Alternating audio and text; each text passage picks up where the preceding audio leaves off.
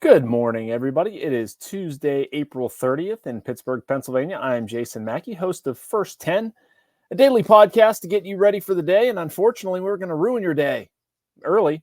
Today, talking about the Pirates and their loss last night to the Oakland Athletics. We need to have a conversation about this. It's ugly. We need to find some solutions. I'm not sure what the solutions are, at least in terms of what the Pirates are able to do. But offensively, there should be alarm bells sounding, and I'm going to get into all of those.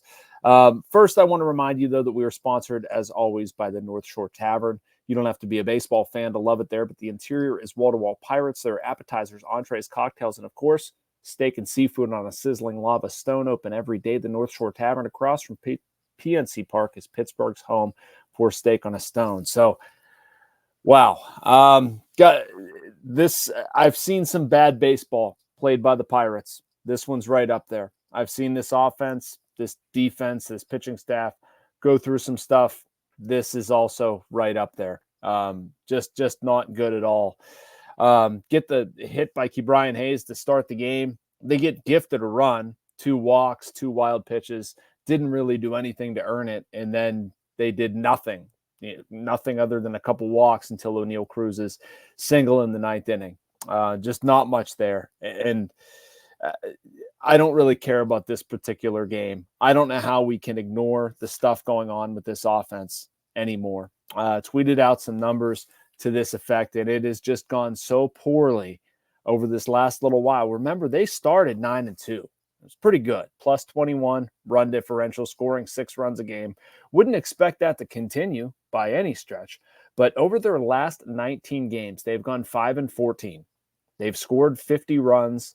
They've allowed 82, I believe, minus 32 run differential, averaging 2.6 runs per game. That's terrible. We talked on this podcast yesterday about something Ben Cherington said on his radio show where they only had 3 players meeting internal projections: Connor Joe, Joey Bart, and Alika Williams. We're talking about one legitimate member of this starting lineup or somebody who plays a lot, a guy they picked up, out of sort of an emergency situation in Bart, and then Alika Williams, a backup infielder with a very small sample size. The rest of your team is not meeting internal projections or expectations. It's hard to blame every one of those guys individually. And I know I'm seeing tweets about, Jack Suwinski, this, Kutch, Tellez, Triolo. There's a lot of frustration in individual players. And I'm not saying any of it is unfounded. I mean, they should be getting a lot more production from a lot of people. But to me, that speaks to a problem that is much larger. And Andy Haines is going to be the one that's circled and talked about. And at this point, for perfectly fair reasons. I'm not sure what the adherence is to this guy or this approach. It is not working. We're 30 games in, which I've tried to resist reacting to too much based on sample sizes. At the same time, I'm looking at a bunch of young hitters who don't know who they are.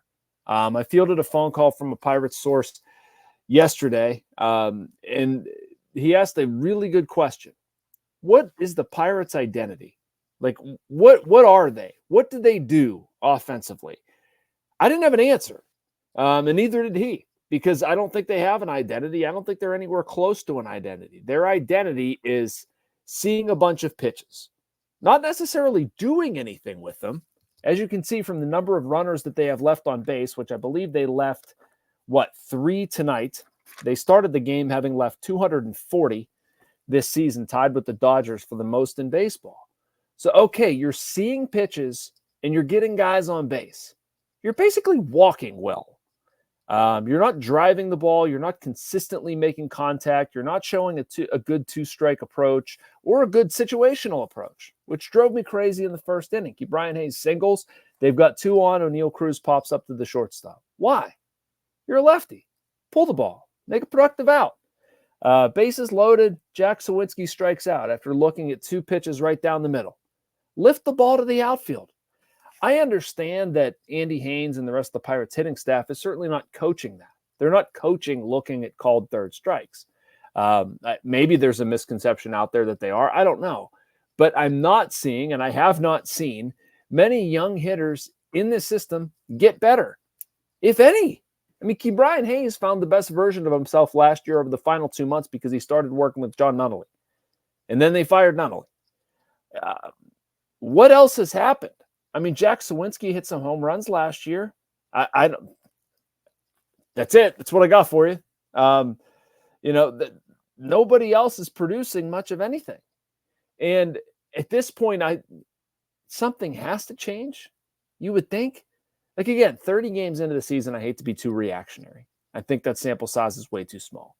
At the same time, like, in not everything is relative to Paul Skeens, of course, but like, the entire baseball world is about to turn its attention to Pittsburgh in, I would argue, about 10, 11 days. It would be great if they weren't like, an absolute mess.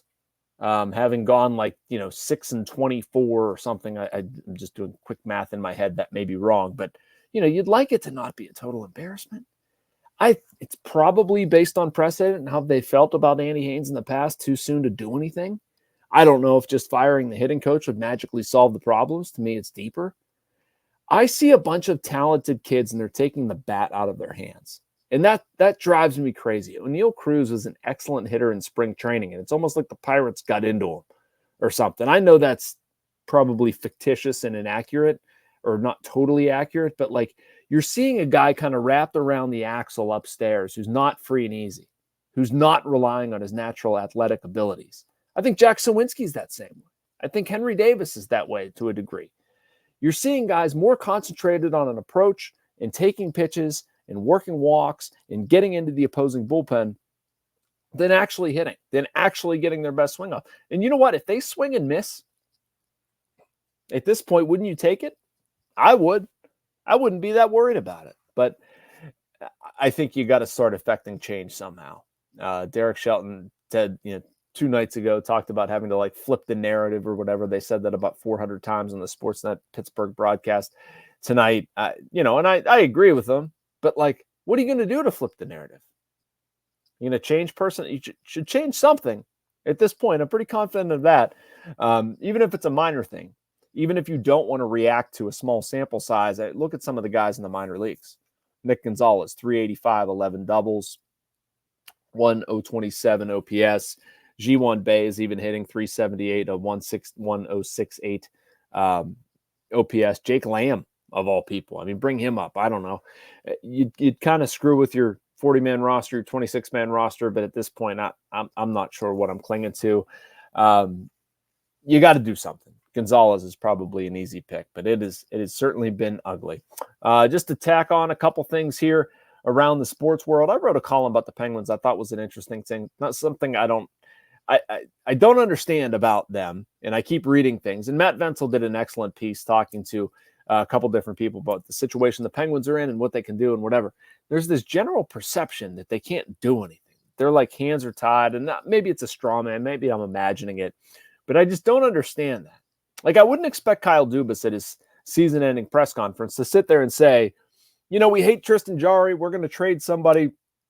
We're tired of this, that, and the other. No, that's unrealistic. But if we sit back and think about stuff that they could possibly do, they do have options. And I think they need to do something. I mean, I don't think Dubas came here and, he's aware that they need to change. Fairly confident of that. And so inside of that question, you ask, what are the most realistic things? Erik Karlsson, Tristan Jarry, maybe one of the wingers. Anyway, I address all of that in there and would ask you to check it out. There's another interesting story on Sportsnet Pittsburgh, by the way. They're starting their own streaming service direct to consumers. That is only in market. I wanted to point that out. There was some miscommunication over that or misunderstanding over that. But if you're out of market, MLB TV is the option. In market, you do get to stream it without having a cable provider, which is good. I mean, it's a step forward. I think it's something I've heard about a lot. I'm glad they did it. Another thing I just wanted to mention, I thought this was a well done and well worded column by Paul Zeiss saying the Steelers had an excellent draft, which they certainly did. I did my own piece about that, but they do have some holes. Talking a lot about defensive back, wide receiver depth, maybe, but would urge you to check that out as well. And I think that's a fair point, where as much as we can get excited about what the Steelers did, and I love what they did up front, I think eventually they're going to have to address the defensive line. I do worry a little bit about the cornerback situation, who plays in the slot, maybe next year who takes over for Dante Jackson, but I don't know. Can let the honeymoon exist for a couple more days. Anyway, again, I've said this, I've written this, really like what they did, but Paul brought up some really interesting points and stuff to be cognizant of. So that does it for me. Make sure you like and subscribe. You can get all the content from me and our other Post-Gazette writers. I'll be back here in the same space, same time, talking to you tomorrow.